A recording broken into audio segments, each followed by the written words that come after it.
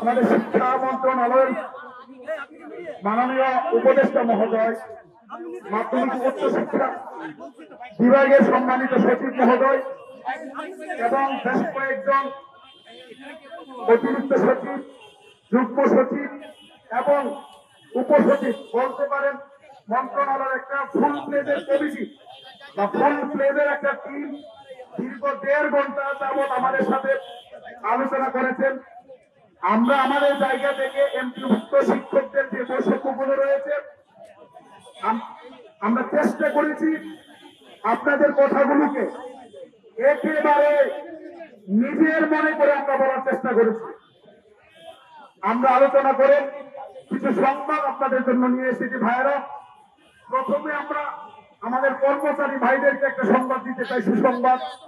এটা এই জন্য আগে তাদেরকে দিচ্ছি, গত আন্দোলনে আমরা চেয়েছিলাম আমাদের শিক্ষক ভাইদের সাথে আমাদের কর্মচারী ভাইদের তাদেরও উচ্চতাটা বৃদ্ধি পাক, কিন্তু আমরা অনেক চেষ্টা করেও পারিনি।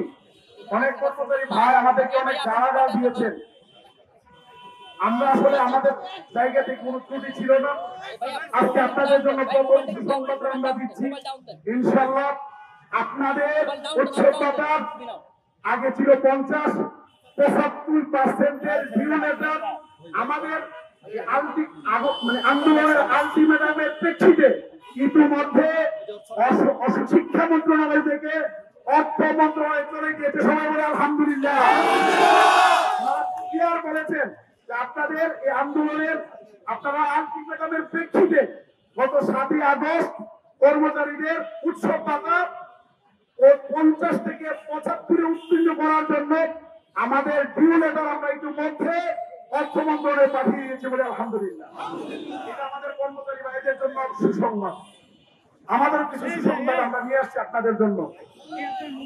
আপনারা ফেসবুকে এগুলো শুনেছেন, এগুলো তো অথেন্টিক না। আমরা এখন যেটা নিয়ে এসেছি একেবারে অথেন্টিক, কারণ সরাসরি মন্ত্রণালয়ের সবচেয়ে পদস্থ যারা আছেন তারা আমাদের সাথে কথা বলেছেন। আলহামদুলিল্লাহ ওরা বলেছেন যে আপনাদের এই আলটিমেটামের প্রেক্ষিতে এই কথাটা তারা উল্লেখ করেছেন। আমি সবার সকল মিডিয়ার সামনে বলছি, হয়তো ওনাদের নজরে আসবে বিষয়টা।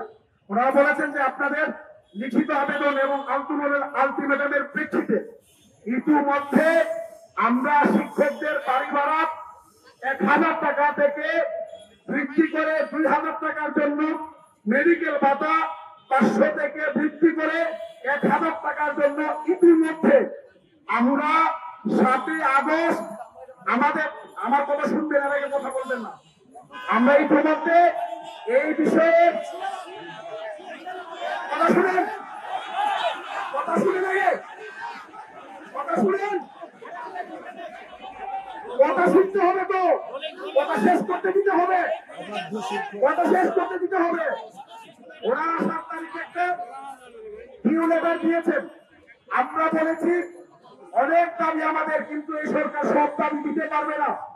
পরিষ্কার ভাষায় বলে দিয়ে এসেছি, আপনারা যে ডিউ লেটার দিয়েছেন 1000-কে 2000 টাকা বাড়ি ভাড়া, তারা বলে আমরা 100 ভাগ বাড়িয়েছি। আমি বলছি যে সুমন করে ফাঁকি। বিগত সরকার 100-কে 400 করেছে, বলেছে 300 ভাগ বাড়াইছি। একেবারে সবার মুখের উপর বলেছি এটা সুমন করে ফাঁকি, মেনে নেবে না। আমি আপনাদের পক্ষ থেকে স্পষ্ট ভাষায় বলে দিয়ে এসেছি, শিক্ষক সমাজ কোনোভাবে বাড়ি ভাড়া চুপ করার তো মেনে নিবে না।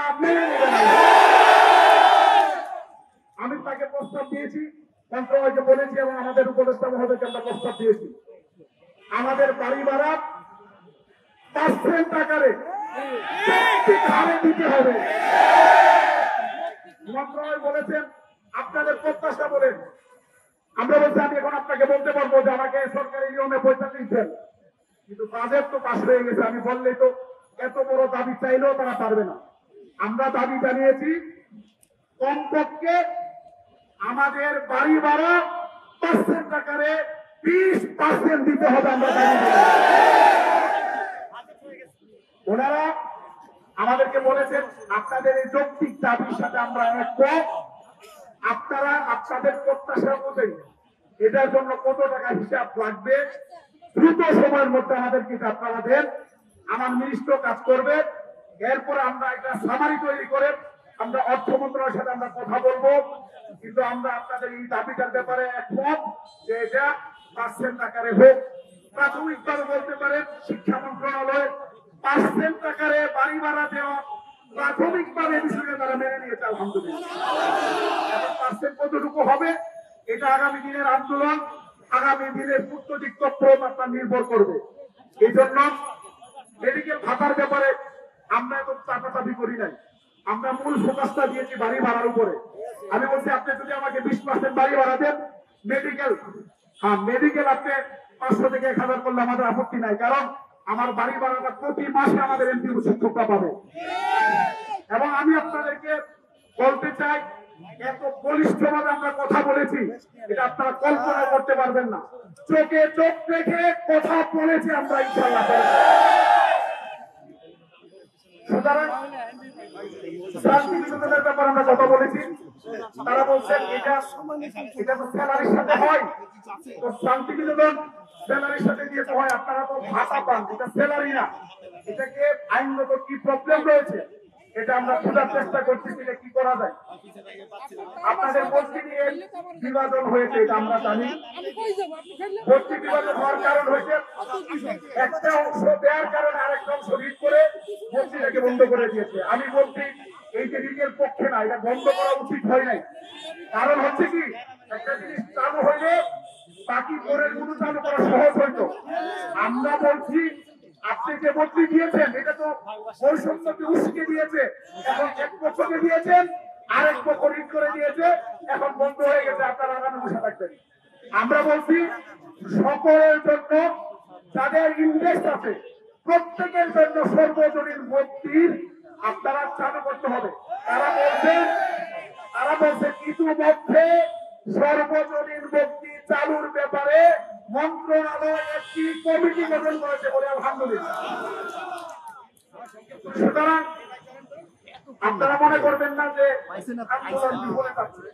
আমরা এই কাজগুলো করার কারণে সোশ্যাল মিডিয়ায় আপনাদের লেখালেখি, বিভিন্ন সময় বিভিন্ন আন্দোলন সংগ্রাম, আমাদের কূটনৈতিক তৎপরতা, আমাদের বিভিন্ন দাবি দাওয়া নিয়ে মাঝে মাঝে স্মারকলিপি দেওয়া, সবগুলো সামারি করে মন্ত্রণালয় কিন্তু আমাদের কিছু কাজ করছে। সর্বশেষ আমি শিক্ষা উপদেষ্টা মহোদয়কে বলছি, মাননীয় উপদেষ্টা আপনি শিক্ষক, আমাদের প্রধান উপদেষ্টা শিক্ষক, আইন উপদেষ্টা শিক্ষক, আমাদের পরিকল্পনা উপদেষ্টা শিক্ষক। আমরা মনে করি এটা একটা শিক্ষকদের ক্যাবিনেট। সুতরাং আপনাদের কাছে আমাদের প্রত্যাশা অনেক বেশি, অনেক বেশি। সুতরাং আপনি আমাদের শিক্ষকরা যাতে গাল মাঠে বাঁচতে পারে এই উদ্যোগটা আপনার সময় আপনি করে দিয়ে যাবেন, আমি তাকে অনুরোধ করেছি। আমাদের আহ্বায়ক মহোদয় কথা বলেছেন, অন্যান্য নেতৃবৃন্দ কথা বলেছেন, আমরা তারা কথা দিয়েছেন, আমরা শুনেছি। আমরা এই সময়টাই তাদের সাথে কাজ করব, তথ্যগুলো আমরা দেব। পাশাপাশি আমরা আন্দোলন কর্মসূচি আমরা অব্যাহত রাখবো। এই জন্য আমরা সিদ্ধান্ত নিয়েছি যে এই আলোচনার পাশাপাশি, এই হিসাব দেওয়ার পাশাপাশি আমরা আগামী দিনে কিছু কর্মসূচি আমরা ফিক্সার করেছি। জোটের নেতৃবৃন্দের সাথে আলোচনা করে আপনারা এগুলো একটু শুনবেন ভালো করে।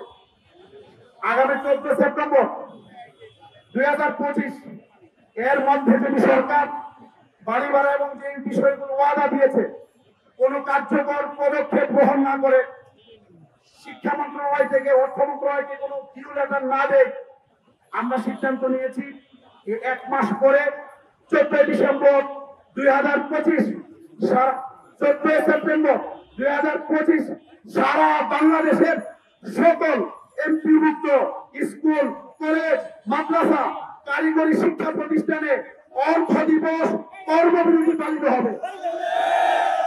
15 এবং 16 সেপ্টেম্বর সারা বাংলাদেশের সকল এমপিভুক্ত স্কুল, কলেজ, মাদ্রাসা এবং কারিগরি শিক্ষা প্রতিষ্ঠানে পূর্ণ দিবস কর্মবিরতি পালিত হবে। এরপরে যদি প্রয়োজন হয় রিভিউ করে নেতৃবৃন্দের সকলের পরামর্শ দিয়ে আমরা প্রয়োজনে এই কর্মবিরতি আরো আমরা বাড়ানোর চিন্তা ভাবনা করব।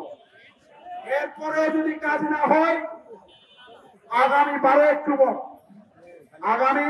অক্টোবর এই জাতীয় প্রেস ক্লাবের সামনে 12 ফেব্রুয়ারির মতো দাবি আদায় না হওয়া পর্যন্ত জাতীয়করণ প্রত্যাশী জোটের লাগাতার অবস্থান কর্মসূচি শুরু হবে।